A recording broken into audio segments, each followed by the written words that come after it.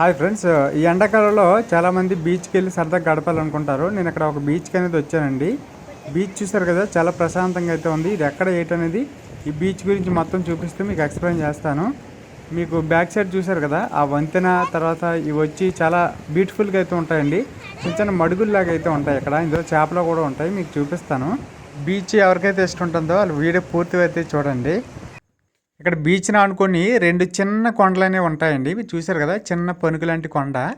ఇక్కడ గుళ్ళు ఉంటాయి. ఇక్కడ సాయిబాబా టెంపుల్, అది వేరొక అమ్మవారి గుడి అనమాట. ఇక్కడ బ్రిడ్జ్ కూడా ఆహ్లాదకరంగా ఉంటుంది ఫ్రెండ్స్. చాలామంది ఇక్కడ పిక్నిక్ అని వస్తూ ఉంటారు. బీచ్ అనేది చాలా ప్రశాంతంగా ఉంటుంది. చిన్నపిల్లలు కూడా ఇక్కడ నీటిలో స్నానం చేయొచ్చు, అంత బాగుంటుంది అనమాట. చివరి నుంచి చివరికి ప్లెయిన్గా అయితే ఉంటుంది. అలాగే మీకు ఇక్కడ పనుకు దగ్గర కూడా వచ్చి ఫోటోలు అయితే తీసుకోవచ్చు. మీకు ఇక్కడ రోడ్డు కూడా ఉంటుంది ఎక్కడానికి. అలాగే ఇక్కడ శివపార్వతుల విగ్రహం అనేది ఉంటుందండి. చాలామంది సెల్ఫీలు దిగుతూ ఉంటారు. అలాగే ఇక్కడ మత్స్యకారులు బోట్ల మీద చేపలు పట్టి అక్కడ పక్కకు తీసుకొస్తారు. అవి కూడా చూడొచ్చు మనం.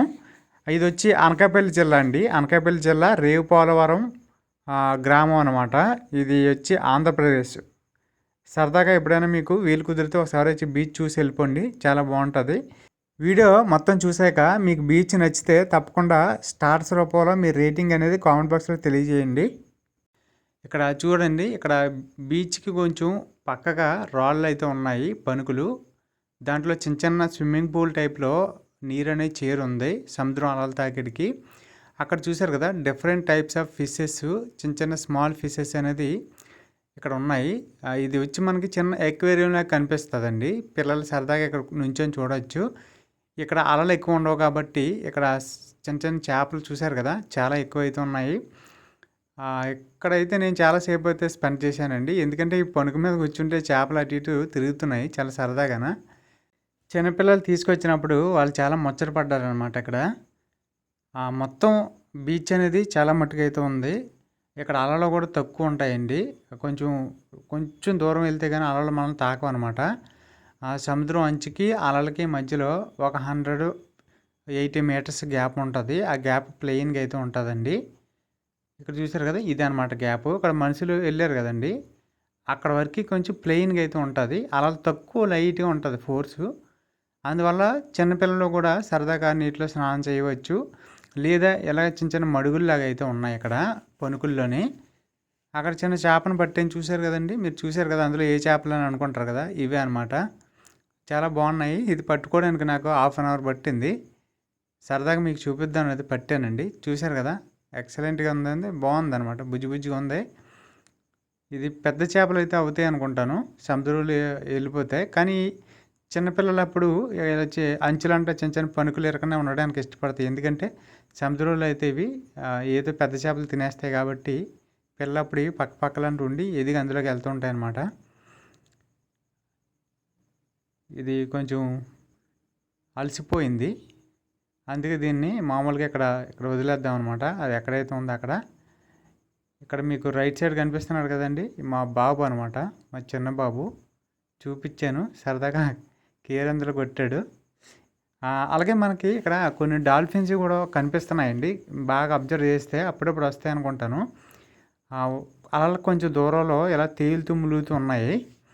అది ఈట అని గమనిస్తే, 2-3 గమనిస్తే డాల్ఫిన్స్ అని అయితే తేలింది అనమాట.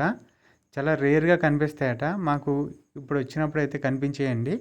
ఒక 4 వరుసగా అలా ములుగుతూ తేలుతూ అలల వరకు వచ్చి అలా వెనక్కి వెళ్ళిపోయినాయి అనమాట. అలల దగ్గర లోతు అనేది చాలా ఎక్కువ అయితే ఉంటుంది అలల బ్యాక్ సైడు. ఇక్కడ ఎప్పటికప్పుడే మనకి చాలామంది వచ్చేస్తారు కాబట్టి ఇక్కడ పోలీసులు అనేది నిఘా ఉంటారనమాట. అలాగే పక్కనే మత్స్యకారులు బోట్లతో చేపలు తెస్తుంటారన్నమాట. ఎప్పటికప్పుడు సరదాగా మనం చూడాలనుకుంటే ఆ చేపలు బోట్లు వచ్చేటప్పుడు చేపలు కూడా కనిపిస్తాయి. ఆ బోట్లు అనేది వచ్చేసినాయి అంట, అన్నీ ఒడ్డున పెట్టారు. ఇక్కడ మా బాబు చూశారు కదా, కొంచెం బాగా కేరింతలు కొడుతున్నాడు. ఇంకా పెద్దగా నడవలేదండి, లైట్గా నడుస్తున్నాడు. చాలామంది ఆ మధ్యన అడిగారు, మీ ఫ్యామిలీ మీ పిల్లలు ఎలా ఉన్నారని చెప్పేసి. తప్పకుండా వీడియో పెడతాను. అలాగే సీ క్రాబ్ కూడా దొరికిందండి, చిన్నదే. ఈ సముద్రం పీతలు మనకు వచ్చి చాలా చురుగ్గా అయితే ఉంటాయండి. అట్లా పట్టుకోవడం చాలా కష్టం అనమాట ఉట్టి చేతులతో. అలాగే రాళ్ళ మధ్యన ఉండే పీతలు అయితే మరీ దాక్కుని పోతాయి. చూసారు కదా, ఇలా నీటిలో వేసాను, ఇలా ఇసుకలో దాక్కుని పోయింది. మీకు చూపించడానికి పట్టుకున్నానండి. ఇది మామూలుగా ఇక్కడ వదిలేస్తాను. చూశారు కదండి, మంచి యాక్టివ్గా ఉన్నాయి. ఇలా సరదాగా అన్ని రకాల సముద్రపు జీవులు కొన్ని కొన్ని మనకు కనిపిస్తాయండి ఇక్కడ. ఈ రాళ్ళ మధ్యలో రకరకాలు అవుతుంటాయి, నత్తలు, నత్తగుల్లలు, ఇవన్నీ శంఖాలు కూడా ఉంటాయండి. ఓకే ఫ్రెండ్స్, వీడియో నచ్చింది అనుకుంటున్నాను. నచ్చితే తప్పకుండా లైక్ చేయండి. అలాగే మన ఛానల్లో చాలా వ్లాగ్స్ వీడియోస్, తర్వాత పెట్స్ గురించి ఇన్ఫర్మేషన్ మొత్తం అయితే ఉందండి. అలాగే మనకి కొన్ని ఛానల్స్ అయితే ఉన్నాయి, ఇంకా 2-3 ఛానల్స్. వాటి లింక్స్ మీకు వీలైతే డిస్క్రిప్షన్లో ఇస్తాను. ఎవరికైతే ఇంట్రెస్ట్ ఉంటుందో వాళ్ళకి నచ్చిన కేటగిరీ ఛానల్కి వెళ్ళి సబ్స్క్రైబ్ చేసుకొచ్చండి. అలాగే ఈ రేవుపాలెం బీచ్ని మీ లైఫ్లో ఒకసారైనా సరే సందర్శించండి. మంచి ఆహ్లాదకరంగా అయితే ఉంది ఈ బీచ్. నేను చూపించిన వీడియో నచ్చితే తప్పకుండా లైక్ చేసి కామెంట్ పెట్టండి friends. Thank you for watching.